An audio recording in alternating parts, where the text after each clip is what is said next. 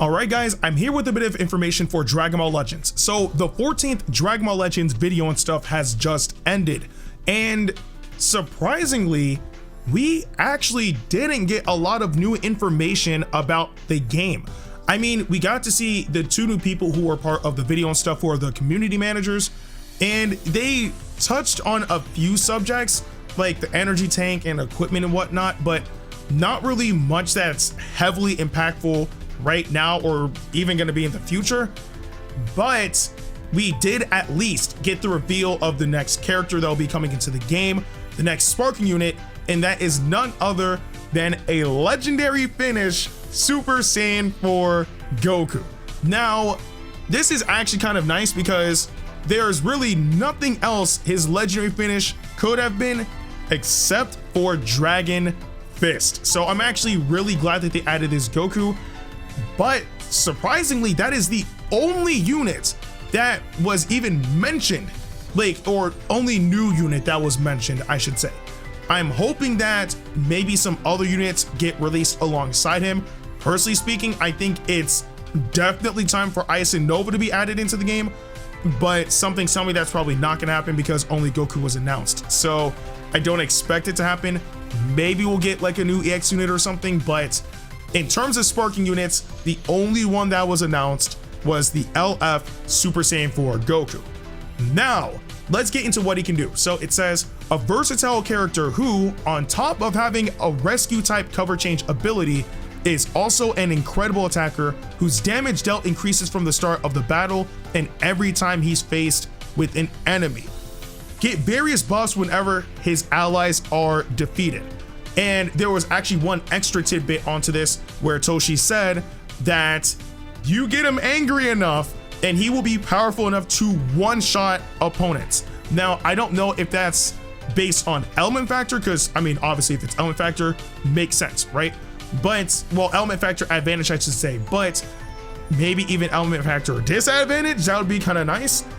But we don't really know much about his defenses. Now, obviously, Super Saiyan 4 is not a weak transformation by any means, so I don't expect him to be a flimsy unit or even a glass cannon for that matter.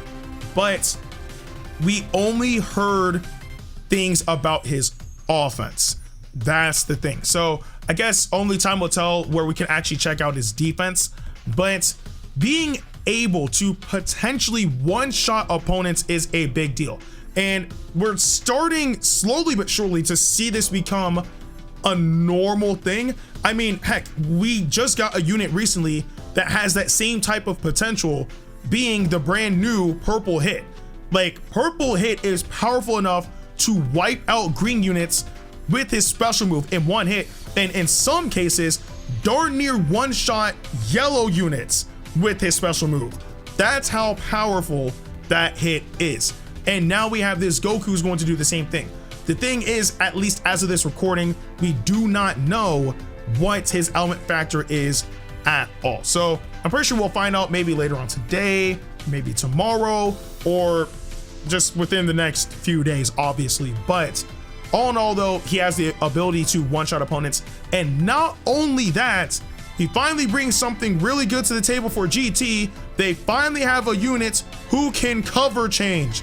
Thank goodness. But the thing with this Goku is, it's not blast cover, it's not strike cover, it's not even cover block, it is cover vanish. And that is the ultimate one right there, because cover vanish completely gets the opponent out of the, or not the opponent, but it gets your other member out of the way for free.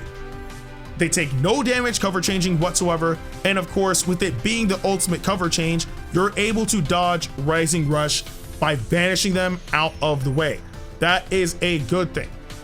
And again, like, the only reason why I'm going with cover vanish is because it is a rescue type cover change, right? Cover, like, okay, strike cover is not a rescue type cover change because you're knocking the opponent out the way, but you're not really rescuing what could potentially come afterwards. Like, even at that, you can still get hit by Ki Blast and then the cover change is pointless, right? And then vice versa with blast cover. So, well, the only one that's kind of neutral in that regard is cover block, but there's only one unit in the game that has that. And then you have Bojack's cover change, and that cover change is just ridiculous. But with cover vanish, that is the ultimate rescue type. It gets you completely out of the way and you take no damage. And I'm pretty sure if it was strike cover or blast cover specifically, they probably would have mentioned that, but they just said rescue type. So I'm pretty sure it's cover vanish. So again, only time will tell. We really didn't even get a lot of information about this Goku like that anyway. I'm pretty sure there are a ton of details that were left out. But ultimately though, we are going to be receiving an LF Super Saiyan 4 Goku. His element factors to be determined, his releases to be determined, and honestly, a lot of information about this unit, including some of his other abilities, are to be determined. But that is the only honestly, that was the only announcement we got during this event. But I do want to know what you guys think about this in the comment section below. Are you guys finally happy that we're getting a GT unit that has a legendary finish, but not only just that, but GT getting a general buff? Because the last buff we got for GT was Zenkai Super 17, and now we have another unit to work alongside with him to hopefully revitalize his tag. And honestly speaking, the way how things are going, I'm pretty sure that anniversary is going to be Super Saiyan 4 Gogeta. Now, I know I was saying on Twitter that, you know, like this is going to be Super Saiyan 4 Gogeta. In truth, or at least when I made that announcement, with the information that we had at the time, which was the tweet for Omega Shenron and Super Saiyan 4 Vegeta, it was plausible. It was plausible, but I also understood that I could be wrong, which is why I said this is only speculation. I could be wrong about this. And obviously I am wrong, and obviously I completely own up to that because it's Super Saiyan 4 Goku. But think about it. Throughout the past few months, they have been focusing heavily on GT. Again, one big one being Zenkai Super 17. The fact that we managed to get him, and also, you know, you can run him on other teams as well, but the fact that they managed to buff that unit is a big thing because GT needs literally life support.